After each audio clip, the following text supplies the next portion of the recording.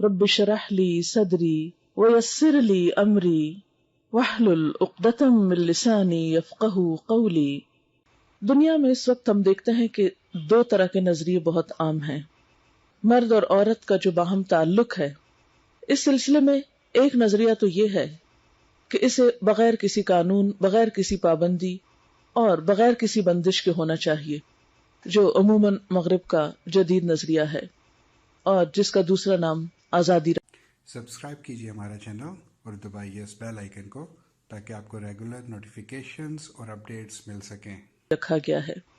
اس سلسلے میں دوسری انتہا یہ ہے کہ بعض ادیان میں شادی نہ کرنا اور مرد اور عورت کا ایک دوسرے سے مستقل طور پر الگ رہنا، اسے عبادت سمجھا گیا ہے، لیکن اسلام میں نہ پہلی صورت روا ہے اور نہ دوسری صورت۔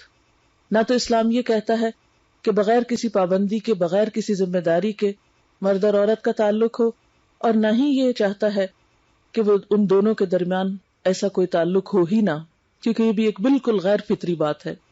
ان دونوں انتہاؤں کے درمیان میں اعتدال کا راستہ ہے، اور وہ اسلام کا راستہ ہے، اور وہ کیا ہے کہ مرد اور عورت کا باہم تعلق ایک قانون کے تحت حقوق اور فرائض کی ادائیگی کے ساتھ اور کچھ ذمہ داریوں کی ادائیگی کے ساتھ ہو۔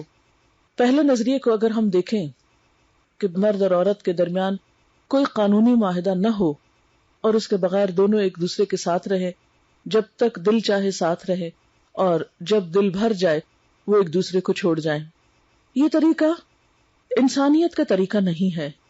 یہ طریقہ جانوروں میں ہم دیکھتے ہیں کہ ان میں کپلز بنتے ہیں۔ سبسکرائب کیجیے ہمارا چینل اور دبائیے اس بیل آئیکن کو تاکہ آپ کو ریگولر نوٹیفیکیشنز اور اپڈیٹس مل سکیں۔ میٹنگ ہوتی ہے، بچے پیدا ہوتے ہیں، بچے اپنا آپ کچھ سنبھالنے کے قابل ہوتے ہیں تو وہ ایک دوسرے کو چھوڑ دیتے ہیں، اور اگلے سیزن میں وہ کپل الگ ہونے کے بعد کہیں اور کپل بن سکتے ہیں۔ جانوروں میں تو یہ طریقہ ہو سکتا ہے لیکن انسانوں میں نہیں۔ اور جانوروں میں بھی ہم دیکھتے ہیں کہ جب کپلز بنتے ہیں تو جب تک بچے اپنے پاؤں پہ کھڑے نہیں ہو جاتے، اپنی غذا، خوراک، رہائش کا خود انتظام کرنے کے لائق نہیں ہوتے، اپنے آپ کو سنبھالنے کے لائق نہیں ہوتے، اس وقت تک وہ اکٹھے ہی رہتے ہیں، مل کر اپنی ذمہ داریاں نبھاتے ہیں۔ لیکن انسانوں میں بسا اوقات آزادی کے نام پر ایسی صورتحال دیکھنے میں آئی ہے کہ عموماً سارے کا سارا بوجھ عورت کے سر پہ ڈال دیا جاتا ہے، وہی بچے کو پیدا کرے، وہی جنم دے، وہی اس کی جدائی پھر برداشت کرے کہ اسے کہیں کسی جھولے میں چھوڑ آئے یا اپنے پاؤں پہ جس طرح چاہے کلہاڑی مارے۔ لیکن اسلام اس چیز کا سخت مخالف ہے۔ نکاح کے مقابلے میں ایسی صورتحال سفاح یا زنا کہلاتی ہے۔ زنا اسلام میں حرام ہے، کبیرہ گناہوں میں سے ایک گناہ ہے۔ کیوں؟ اس لیے کہ نکاح کے بغیر جو تعلق باہم وجود میں آتا ہے، اس میں کوئی بھی دوسرے کی پوری طرح ذمہ داری قبول نہیں کرتا۔ اس معاہدے کے اندر دو بڑے فریق ہیں، ایک طرف عورت ہے اور دوسری طرف مرد ہے۔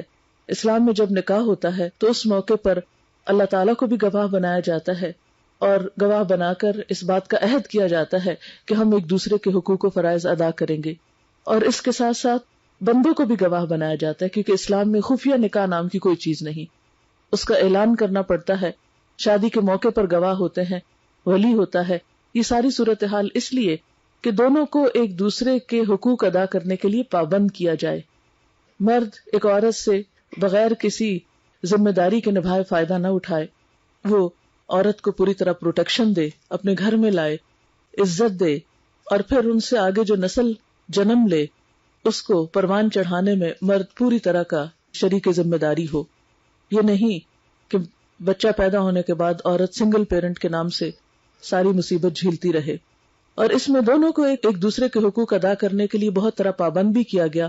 ہاں، ان سارے احکامات اور ہدایات کے باوجود اگر کوئی ان ذمہ داریوں کو نہیں نبھائے تو قیامت کے دن، جیسا کہ آپ سب جانتے ہیں، کہ اللہ تعالیٰ اپنے حقوق کی کمی بیشی کو تو معاف کر دیں گے، لیکن بندوں کا حق اگر کسی نے نہیں دیا، حقوق العباد میں کوئی کوتاہی کی، ایک دوسرے پر اگر کوئی زیادتی کی، ایک دوسرے کے ساتھ بے وفائی کی، یا ایک دوسرے پر ظلم و ستم ڈھایا، یا دوسرے کی ذمہ داری پوری نہیں کی، یا اس کو کسی بھی طرح ستایا، تو یہ وہ تمام باتیں ہیں کہ جن کا پورا حساب اللہ کی عدالت میں ہوگا۔